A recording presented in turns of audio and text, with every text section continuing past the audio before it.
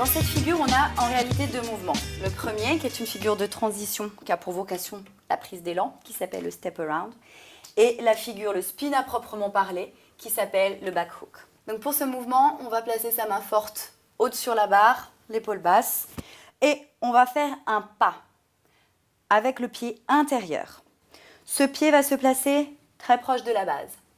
Ensuite, la jambe extérieure va se tendre sur le côté, presque comme si on voulait déhancher.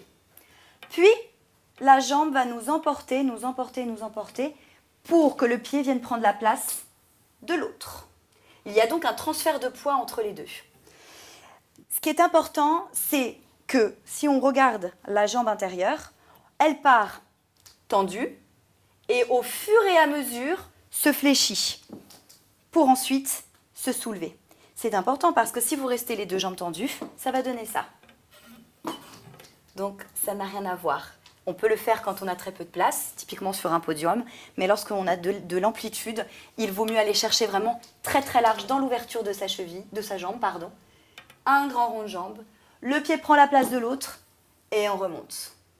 Si au début vous avez du mal à garder l'équilibre, vous pouvez tout à fait vous servir de votre deuxième main pour stabiliser l'ensemble. L'objectif étant bien entendu de l'enlever. Pour la deuxième partie, donc le back hook, on va faire un pas de la jambe extérieure, faire un pivot, donc on soulève l'autre jambe pour tourner vers l'intérieur de la barre.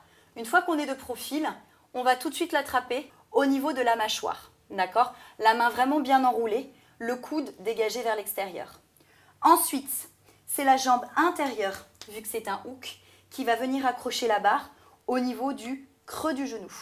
On pense toujours bien à sa pince, à imaginer qu'on veut venir mettre le talon à la fesse pour verrouiller la prise. Puis l'autre jambe va décoller du sol pour se placer en miroir de l'autre. Dès que l'on décolle, il faut bien envoyer le buste et la tête en arrière, de manière à avoir le bassin qui parte en avant, et c'est ça qui va nous donner l'élan. Donc, un pas jambe extérieure, j'attrape la barre, j'accroche jambe intérieure, j'envoie mon buste et ma tête en arrière, et je me laisse tomber jusqu'en bas, glisser jusqu'en bas. Bien sûr, au bout d'un moment, on pourra lâcher cette main quand on sera plus à l'aise dans le mouvement et par exemple, attraper son talon. Et pour la sortie, je laisse la main haute où elle est, je lâche la main basse, je passe mon épaule et mon corps devant la barre, je place mes mains derrière, je sors d'abord la jambe droite, puis la jambe gauche et je remonte en poussant sur les cuisses et en faisant quelques petits déhanchés.